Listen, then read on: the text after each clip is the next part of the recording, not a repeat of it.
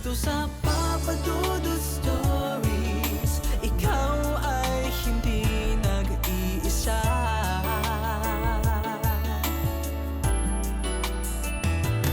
Dito sa Papa Dudut Stories, may nagmamahal sa'yo. Papa Dudut Stories,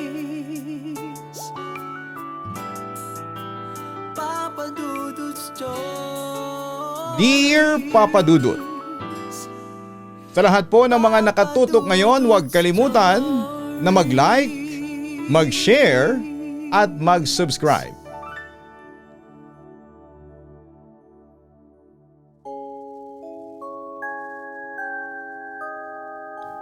Magandang araw po sa inyong lahat. Ang mga sementeryo ay isang tahimik at payapang lugar na siyang nagsisilbing pahingahan ng ating mga yumaong mahal sa buhay. Ngunit may mga pagkakataon ng mga akala nating nagpapahinga dito ay gumagawa ng ingay. Lalo pa nga at kung sila ay nagagambala sa kanilang mga puntod. Dear Papa Dudut, kumusta? Itago niyo na lamang po ako sa pangalang Kennedy. Hindi ko tunay na pangalan. 45 years old na at nakatira sa isang probinsya. Ang lugar po na tinitirhan ko ay malapit sa sementeryo sa aming lugar. Dito na ako lumaki kaya naman nakasanayan ko na rin ang pamumuhay dito, lalo na nga yung mga kakaibang nangyayari sa loob nito. Bata pa lamang po ako ay marami ng usap-usapan. Sa aming lugar na sa loob ng sementeryo ay mayroong isang balon na siyang pinagtatapunan ng mga buto ng mga inililibing sa sementeryo na hindi na nakakapag-renew ng kanilang kontrata. May ilan kasi sa mga nagpapalibing na matapos mailibing ang kanilang mga mahal sa buhay ay ni hindi man lang dinadalaw ang mga ito. Ang ending tuloy kapag natapos ang kontrata ay hindi na alam ng mga namamahala sa sementeryo kung saan ililipat ang mga butong naiwan. Public cemetery din kasi ito kaya naman talagang mahirap magreklamo kapag may naririnig kaming ganitong mga kwento. Siyempre nga ay libre lang naman ang pagpapalibing sa loob ng 5 taon. Kaya naman mabilis ding maubusan ng slot. Lalo pa nga at Squammy area ang malapit na lugar dito. Aminin ko po na isa kami sa mga Squammy na nakatira doon at isa din ang lola ko sa nakinabang sa libreng palibing na ipinapatupad doon, pero kami naman po ay madalas pa ding dumadalaw kay lola.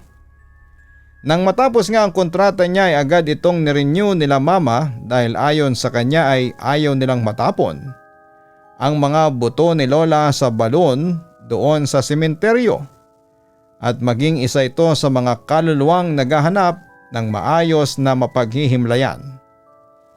Hindi ko naman po masyadong gets ang ganong mga sinasabi nila noon. Basta para sa akin ang sementeryo ay isang simpleng palaruan lamang sa aming magkakaibigan. May mga naririnig kami mga chismis na kapag gabi daw ay may mga naririnig doon sa sementeryo na mga panaghoy kung saan ay sinasabi ng mga ito na nasaan daw sila at bakit madilim ang kanilang kinakalagyan. Kami naman ng mga panahon ko ay pinagpalagay ang ganitong mga kwento na panakot lamang sa amin upang hindi kami masyadong tumambay doon. Sa sementeryo lalo na sa malapit sa balon, natatakot kasi ang ibang residente doon na baka daw mapahamak kami at malaglag sa balon. May tubig naman daw ito ngunit hindi na nga lamang yon ginagamit ng mga tao doon dahil nga sa takot sa mga kwentong bumabalot dito. Wala namang kaming pakialam doon ng aking mga kaibigan basta kami ay masayang naglalaro kahit pa nga abutan ng gabi. Maraming magtatanong sa inyo kung paanong kahit gabi na ay nakakapasok pa kami sa loob ng sementeryong yon. Ang sagot dyan ay noon kasi ay may alam kaming butas sa pader papasok sa sementeryo, kaya naman kahit abutan kami doon ng dilim ay ayos lamang dahil may daan naman kaming papasok at palabas doon. Bagaman kasi at may mga parte dito na visible sa labas, lalo na sa bandang may kalsada, ay may ibang parte na may sementong pader pa din. Naging taguan namin ang mga naglalakihang punto doon at ang mga maliliit na espasyo na makikita dito. Ito yung matatawag naming safe haven kapag napapagalitan kami ng aming mga magulang dahil sa pagiging makulit at pasaway. Nang mga panahong yon ay hindi pumapasok sa aming isipan na ang simpleng pagiging swail namin ang siyang magdudulot sa amin ng mga kakaibang karanasan na hanggang pagtanda ay aming dadalhin. Nagsimula ang nakakatakot kong kwento noong minsang abutan kami ng gabi ng aking mga kaibigan sa loob ng sementeryo. Masaya kaming nagkwekwentuhan doon at nagtatakutan. Kanya-kanya kaming share ng mga nakakatakot na karanasan na ang iba naman ay halatang gawa-gawa lamang. Habang nagkikwento ang isa sa aming mga kaibigan ay nakarinig kami ng tila hagulhol mula sa bahagi kung nasaan ang balon. Napatayo kami hindi dahil sa takot kundi dahil nag-aalala kami na baka merong nahulog na kung sino doon. Dahil hindi na napansin ang balon. Madilim na din kasi doon kaya naman hindi mo din masyadong makikita ang dadaanan. Depende na lamang kung may dala kang kandila o gasera. Mukhang nanggagaling sa isang babae ang hagulhol na yon. Noong una'y alanganin kaming pumunta dahil hindi din naman namin siya matutulungan kung sakali. Kahit pa nga madami kami. Pero dahil palakas nga ng palakas ang iyak niya, ay nagpasya kami na palabasin ang isa sa aming mga kasama at tumawag ng tulong sa malapit na kabahayan doon. Habang kami naman ay pupunta sa balon upang tingnan at kausapin ang sinumang umiiyak na yon. Agad kaming nagtungo sa direksyon ng balon, dala-dala ang kandilang nagsisilbi naming ilaw. Pagdating namin doon ay mas lumakas ang iyak na aming naririnig. Mas malinaw na din ang pagtawag nito ng tulong at pagtatanong kung nasaan ito. Lumapit kami sa bungad ng balon upang kausapin ang sinumang naroroon, ngunit dahil nga sa madilim ay hindi namin masyadong matanaw ang kalagayan ng sinumang naroroon. Tinawag namin siya at tinanong kung ayos lang ba siya at kung may sugat ba siya mula sa pagkakahulog niya sa balon. Hindi naman ito kaagad sumagot sa amin kaya nakailang ulit kami ng tanong papadudot. Medyo nainis na nga kami ng aking mga kasamahan dahil hihingi-hingi ito ng tulong tapos ay hindi naman kami sasagutin kapag tinatanong. Isang beses pa namin siyang tinanong. Sa pagkakataong yun ay halata na ang inis sa aming boses dahil nga sa wala kaming nakukuhang tugon. Sa pagkakataong ito ay sumagot na ang nasa ibaba ng balon. Sumagot ito sa amin na nilalamig siya at gusto na niyang makabalik sa kanyang himlayan. Medyo nagtaka naman kaming magkakaibigan sa sinabi nitong himlayan. Napatanong pa nga ang isa sa aking mga kasama kung ang tinutukoy ba nito ay yung kama niya. Bagaman at hindi naman ito naintindihan, ay sinabi na lang namin na tutulungan namin siyang makabalik sa kanyang himlayan at tumatawag na kami ng tulong. Tinanong din namin siya kung saan ba siya pupunta at nahulog siya doon. Sinabi lamang ng babaeng iyon na naggising na lamang siya na nandun na sa loob ng balon at hindi niya alam kung papaano siya napunta doon. Natatakot daw siya sa dilim ng lugar na yon. Hindi naman namin alam kung paano namin siya iilawan dahil masyadong malalim ang balon. Nag-iisip kami ng paraan upang mailawan siya. Nang may makita kaming tali ay nagpasya kaming talian ang kandila kahit na hanggang kalahati lamang ng balon. Hindi din naman kasi ganon kahaba ang tali na nakita namin, kaya naman kung saan lang abutin ay doon lamang. Ingat na ingat kami na huwag masunog ang tali dahil kapag nahulog ito ay pare-parehas kaming mawawala ng ilaw. Nang nasa gitna na ito ay medyo nailawan naman ang loob.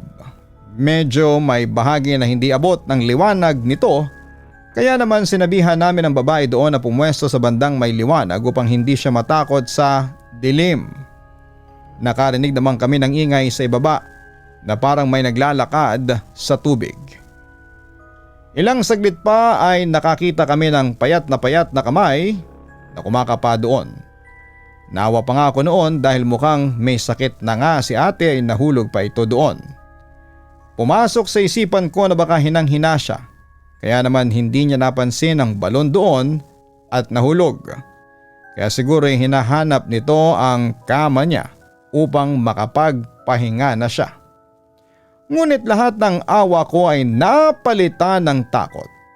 Matapos na makarating sa maliwanag na parte ng balon ng babaeng yon, nakita kasi namin ang tunay na itsura niya. Mahaba ang kanyang buhok ngunit ang ilang bahagi ng kanyang anit ay bakante na tila ba napanot na ito. Nakasuot siya ng puting dress na tila may bahid ng dumi dahil kulay brown na ito. Parang bakas nga ito ng putik. Ang nakapagpatindig sa aming balahibo ay ang tumingala ito sa amin at nakita namin ang naggagapangang mga maliliit na uod sa kanyang mukha. Tila hindi nito nararamdaman ang mga uod na yon dahil parang wala lang sa kanya yon at ni hindi nga pinapagpag. Humpak na humpak ang mukha niya habang ang mga uod ay halos labas-pasok na sa kanyang ilong, tenga at mata. Gusto kong masuka ng mga oras na yon. Nakita kong namumutla na din ang aking mga kasamahan dahil sa aming nasaksihan. Mukhang hindi na buhay na tao ang aming nakita, kundi isang bangkay na naaagnas. Nanginginig na ang aming katawan sa takot at halos mapadasal na ako. Hindi namin alam kung paano kami aalis sa lugar na yon. Hanggang ngayon kasi ay titig na titig pa din sa amin ang babaeng yon habang umiiyak at humihingi ng tulong. Nablangko nung una ang aking isipan. Kaya naman nang bumalik ako sa wisyo ay doon ko naisip na kung wari ay magpapaalam kami doon na aalis saglit upang mas makahingi ng tulong. Binulungan ko ang mga kasamahan ko na parang gusto ko nang maihisa sa lawal. Sinabi ko sa mga ito ang aking plano. Nang marinig ng mga ito ang aking plano upang makaalis kami sa sitwasyong yon, ay agad sumang-ayon ang aking mga kaibigan. Kahit nanginginig ang aking boses, ay matapang kong sinabi dito na aalis muna kami saglit upang humingi ng tulong sa ibang tao dahil matagal ang aming kasama. Nagsalita naman ito na babalikan niyo ba ako at ibabalik sa aking himlayan? Sumagot naman kami na babalikan namin siya upang maiahon doon. Tatalikod na sana kami noon nang muli itong magsalita. Pangako ho. Dahil nga sa gustong gusto na naming makaalis doon ay sinabi na lang namin na opo, pangako po. Pangako po namin yan. Hindi na namin inisip ang bigat ng pangakong aming binitawan ng gabing yon. Basta kami ay gusto na naming makaalis. Mabilis kaming tumakbo palayo sa lugar na yon. Sa aming pagtakbo ay nasa lubong na nga namin ang aming kasamahan na may mga kasama ng mga nakatatanda. Nang makita namin sila ay doon na kami napaiyak ng aking mga kaibigan. Nabubulol pa nga naming ikinuwento ang mga nakita namin doon. Nang marinig ito ng mga matatandang kasama namin doon ay inutusan nila kaming umuwi na at pinagbilinan na huwag magpapaabot ng gabi sa lugar na yon.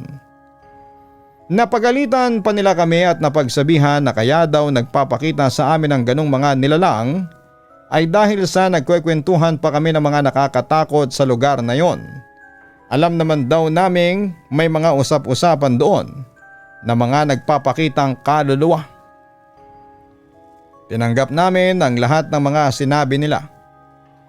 Dahil nga nakita na namin ng harapan ang kanilang mga tinutukoy na kababalaghang nagaganap sa sementeryong yon, lalo na sa balon doon. Pagka-uwi ko sa bahay ay agad akong humingi ng sorry sa aking mga magulang dahil sa katigasan ng aking ulo. Nagtataka naman ang mga ito kung bakit ganun ako pero hindi na sila nagtanong pa at sinabing ayos lamang yon basta huwag ko nang uulitin ang anumang kasalanang nagawa ko. Mabilis naman akong tumango sa kanila at nangakong hindi na uulitin ang ganong mga bagay. Sinabi naman ng aking mga magulang na siguraduhin ko daw ang aking plano dahil pangahawakan nila yon. Hindi daw basta-basta ibinibigay ang salitang yon lalo na kung wala naman daw akong balak na tuparin ito. Kung sa kanila daw ay pwede ang ganon ay baka daw sa iba naming mga makasalamuha ay magkaroon pa ito ng ibang kahulugan. At balikan kami sa hindi pagtupad sa sasabihin naming pangako. Nang mabanggit nila yon ay bumalik sa aking isipan ang pangakong binitawan namin sa babaeng naaagnas sa balon na yon. Sa isip ko noon ay patay naman na ito kaya siguradong hindi kami babalikan nito sa pangako namin na iaahon siya sa madilim na balon na yon. Pero dala na din siguro ng aking konsensya ay napanaginipan ko ang babaeng yon na humihingi ng tulong sa akin. Sa panaginip ko ay umiiyak pa din ito at tila nagtatanong kung nasaan ang mga kabataang nangako sa kanya. Habang tumatagal ang pag-iyak nito ay napalitan ng mahihinang hikbi. Ang malumanay na boses niya ay naging tila galit na ang tono. Paulit-ulit nitong sinasabi na sinungaling sila. Hindi sila bumalik. Kung hindi nila ako binalikan, ako na lamang ang pupunta sa kanila. Kahit na alam kong panaginip lamang yon, ay hindi ko maiwasang makaramdam ng takot, Papa Dudut. Nang marinig ko ang mga sinabi niya, dumagdag pa dito noong bigla na lamang humarap sa akin ang naaagnas niyang muka. At nakangiti ito na tila ba nakikita at nasa harapan niya lamang ako.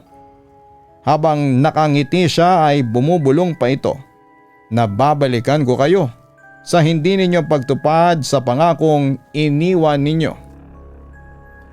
Doon naman ako nagising dahil parang totoong-totoo ang senaryong yon sa aking panaginip ay napahilamos ako sa aking mukha. Nararamdaman ko ang panginginig ng aking katawan dahil na din sa kabang aking nararamdaman. Hindi ko naman akalain na ang panaginip pala na yon ay isang babala na sa akin sa mga susunod pang mga magaganap sa aming magkakaibigan. Kinabukasan kasi ay nagkita-kita kami ng aking mga kaibigan at doon nga ay nakwento ng mga ito na nakita nila sa panaginip ang babaeng naagnas sa balon. Halos hindi ako makapaniwala sa kanilang sinabi. Kaya naman tinanong ko sila kung sinabi din ba nito na pupuntahan sila nito. Maging ang mga kaibigan ko ay nagulat nang tanungin ko sila nito. Paano ko raw nalaman ang sinabi nito? Doon na rin ako nagkwento sa aking napanaginipan. Pagkatapos kong magkwento ay nakaramdam kaming lahat ng takot maliban doon sa kasama namin na hindi naman nakasaksi sa aming mga naranasan. Ito yung isa naming kasama na nagtawag ng tulong noong una. Natatawa lamang siya sa amin at sinabing ang duduwag naman daw namin. Panaginip lang naman daw yun, kaya paano namin naiisip na magkakatotoo yon. Huwag daw naming masyadong isipin yon. Baka nga daw kasi natakot lamang kami, kaya pati sa panaginip namin ay nakikita namin ang babaeng yon. Papadudot na paisip naman kami na baka nga dahil doon, kaya ganon ang aming mga panaginip. Iwinaksi namin ito sa aming isipan at nagpatuloy na lamang sa aming mga usual na gawain. Mas tumibay pa nga ang ganong paniniwala namin dahil ilang araw nga ang lumipas ay wala namang nangyayari sa amin kahit na ano. Hindi na din nagpapakita pang muli sa aming panaginip ang babaeng naaagnas na yon. Tuwing napapadaan naman kami sa sementeryo kapag pauwi galing paaralan ay hindi na namin ito masyadong tinitignan. Iniwasan din namin ang pagtambay dito at naghanap nga ng ibang lugar na maaari naming puntahan kapag gusto naming maglibang. Makalipas nga lamang ang 1 linggo ay nakalimutan na namin yon. Kaya naman isang araw na mag-isa lamang akong umuwi ng gabi dahil galing ako sa isang group project meeting ay tiwala akong dumaan doong mag-isa. Habang padaan ako doon ay wala naman akong nararamdaman na kahit na sino o ano noong una. Nasa labas lang din naman ako kaya alam kong safe ako. Pero habang nasa kalagitnaan na ako ng paglalakad ay napansin ko na parang may nakatingin sa akin mula sa sementeryo. Kahit ayaw kong tingnan kung sino o ano ang aking nararamdaman ay hindi ko po maiwasan na manaig ang kuryosidad sa aking isipan. Agad akong nag-angat ng tingin at sa gitna ay doon ko nakita ang imahe ng isang babae. Nakatayo lamang ito sa gitna. Payat na payat ang katawan at nakalugay ang mahabang buhok nito. Ngunit sa isang parte nito ay tila may bahagi na wala itong buhok. Naalala ko bigla ang babaeng nasa balon. Base sa itsura ng babaeng nakikita ko ngayon ay parang ganon ang itsura nito. Dito ako biglang nakaramdam ng kaba. Napatras talaga ako at akmang dahan-dahan nabubuelong tatakbo habang titig na titig sa babaeng yon. Pero napabilis ang aking takbo ng iika-ika na naglalakad ito patungo sa aking direksyon. Talaga pong napabilis ang takbo ko at walang lingon-lingon sa likod na tinungo ko ang direksyon ng aming bahay. Habang tumatakbo ako ay naririnig ko ang mahinang tawa ng babaeng humahabol sa akin, Papa Dudut. Nagsasabi pa ito na huwag akong matakot dahil hindi ko na daw kailangang ilabas pa siya sa balon at siya na lamang ang pupunta sa amin ng aking mga kaibigan. Baklamang pakinggan pero kahit naman siguro sinong nasa sitwasyon ko ay maiiyak talaga. Meron ba naman sa iyong humahabol na naaagnas na nilalang, hindi ka ba maiiyak? Kahit na anong salita nito ay hindi ko talaga pinapansin at dire-diretso lamang ako sa aking ginagawang pagtakbo. Nang makarating na ako sa aming bahay ay halos hingal na ako, Papa Dudut. Nang makita ng aking mga magulang ang aking kalagayan ay agad naman nila akong tinanong kung anong nangyari sa akin. Ikinuwento ko sa kanila ang pagsunod na ginawa sa akin ng babaeng naaagnas na yon mula sa sementeryo. Sinabi ko sa kanila ang buong kwento nung una namin itong nakita nang binitawan naming pangako dito ng aking mga kaibigan. Galit na galit naman sa akin ang mga magulang ko dahil bakit daw ako nangako ng ganon sa mga nilalang na yon nang hindi man lang tinitimbang ang maaaring maging kapalit nito. Sinabihan naman daw nila ako na huwag mangangako ng isang bagay na hindi ko naman kayang tuparin dahil hindi ko alam ang posibleng maganap kapag hindi ko ito natupad. Ipinaliwanag ko na lamang na hindi ko naman akalain na ganon ang mangyayari dahil akala namin ay simpleng pananakot lamang ang gusto nito. Binanggit ko na rin sa kanila ang aking panaginip tungkol sa gagawin nitong pagsunod sa amin. Marahil kitang-kita ng aking mga magulang ang takot sa aking mukha. Kaya naman hindi nila ako pinagalitan, bagkus ay sinabi ng mga ito na gagawa daw sila ng paraan upang matulungan ako at ang aking mga kaibigan.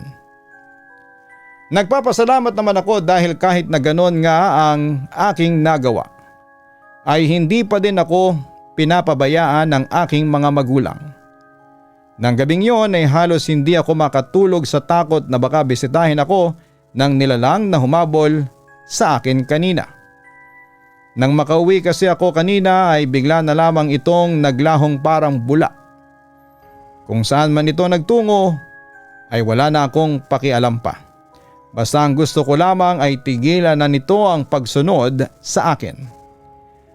Para makapagpahinga ako ay tinabihan ako ng isa kong kapatid sa utos na rin ng aking magulang. Medyo napanatag naman ang aking kalooban. Kaya naman sa awa ng Diyos ay nakatulog ako ng maayos at walang anumang masamang naging panaginip. Kinabukasan ay ikinuwento ko sa aking mga kaibigan ang naganap sa akin noong nakaraang gabi.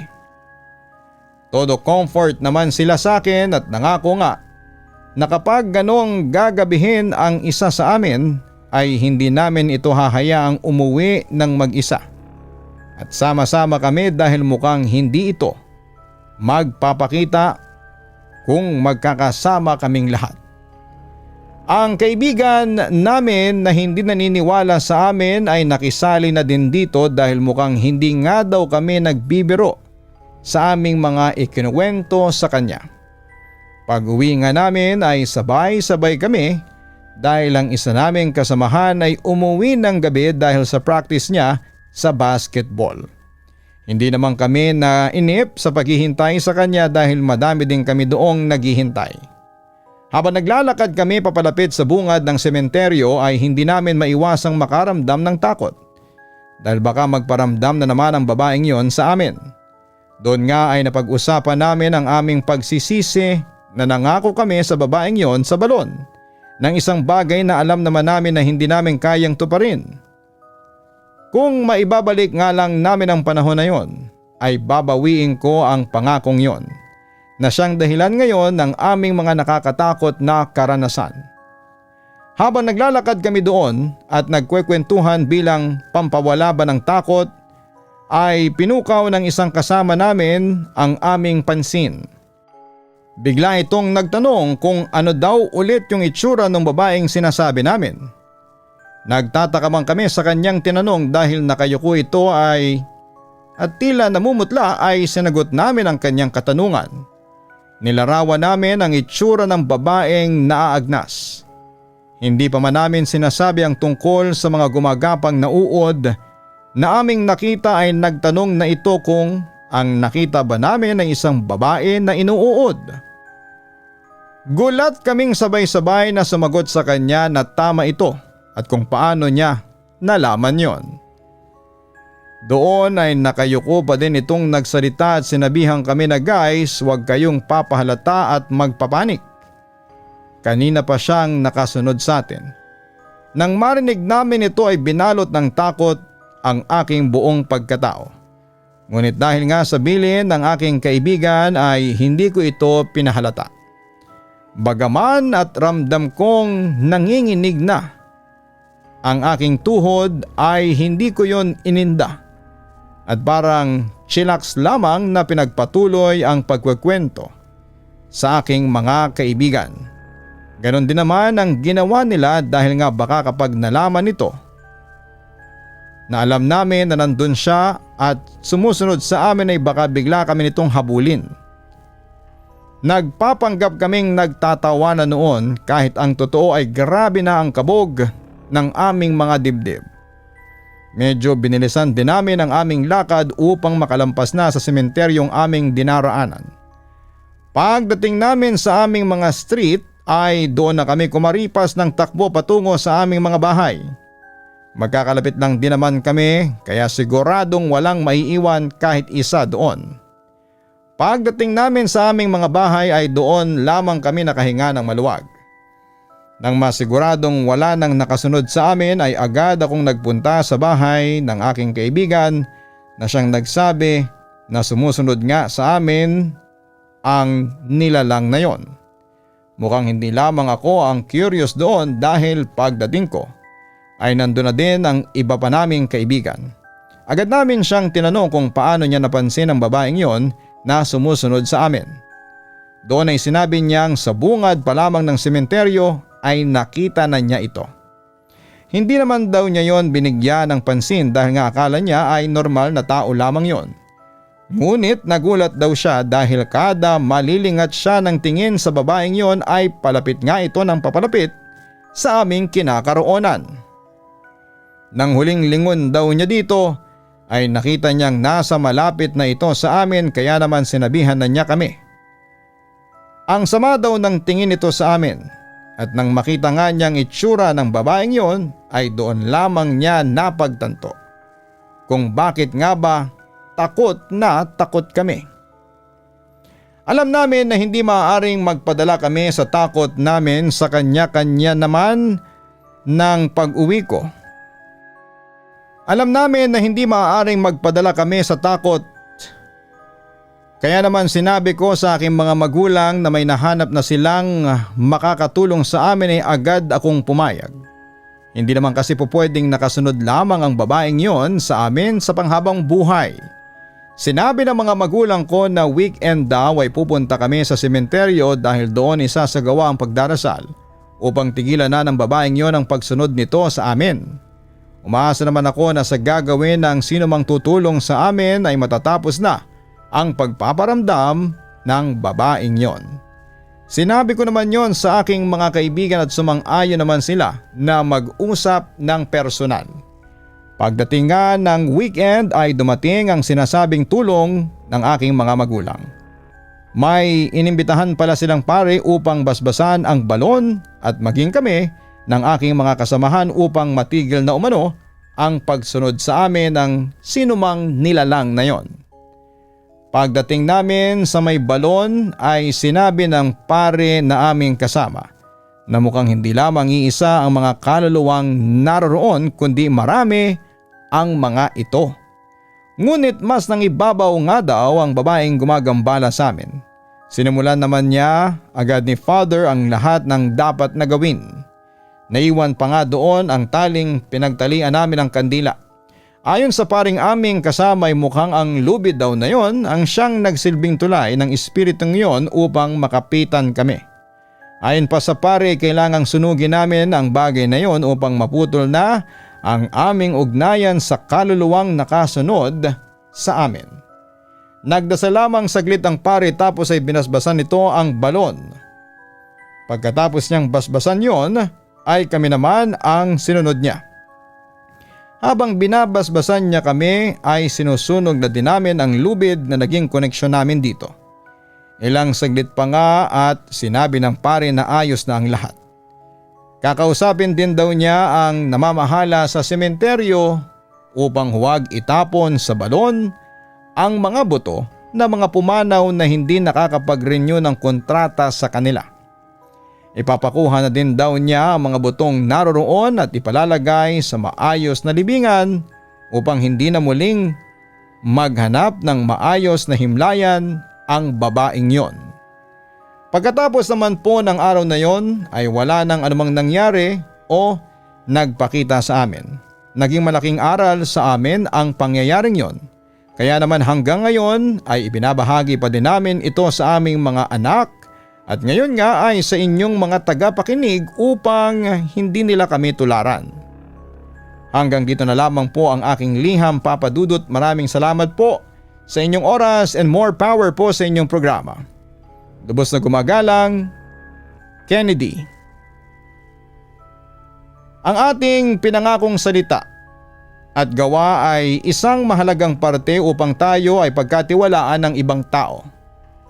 Sa tuwing hindi natin ito natutupad ay maaaring may mga consequences itong maiiwan sa ating buhay at sa ating pagkatao.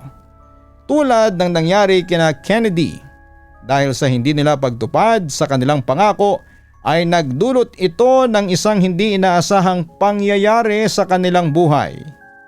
Tandaan sana natin na huwag tayong magbibitaw ng mga salita na alam nating hindi naman natin kayang gawin upang sa gayon ay makaiwas tayo sa mga hindi inaasahang consequences ng pagbali sa inyong sinumpaang pangako. Huwag kalimutan mag-like, mag-share at mag-subscribe. Maraming salamat po sa inyong lahat.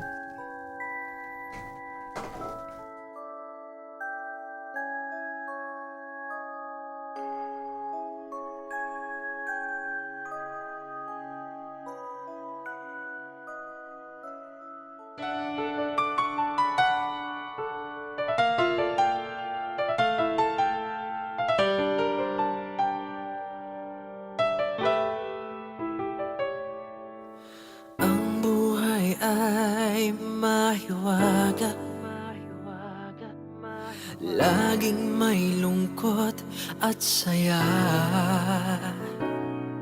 Sa Papa Dudut Stories, laging may karamay ka.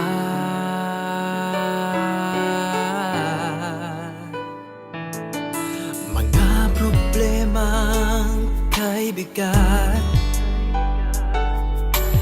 dito ay pakikinggan ka. Sa Papa Dudut Stories, kami ay iyong kasama. Dito sa Papa Dudut Stories, ikaw ay hindi nag-iisa.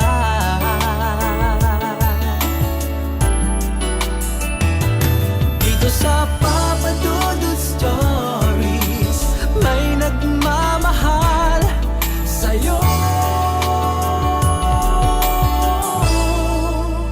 Papa Dudut Stories, Papa Dudut Stories,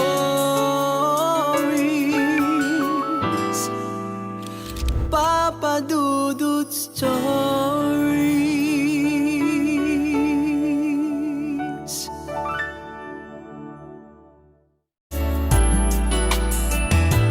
Dito sa Papa Dudut Stories, may nagmamahal sa'yo.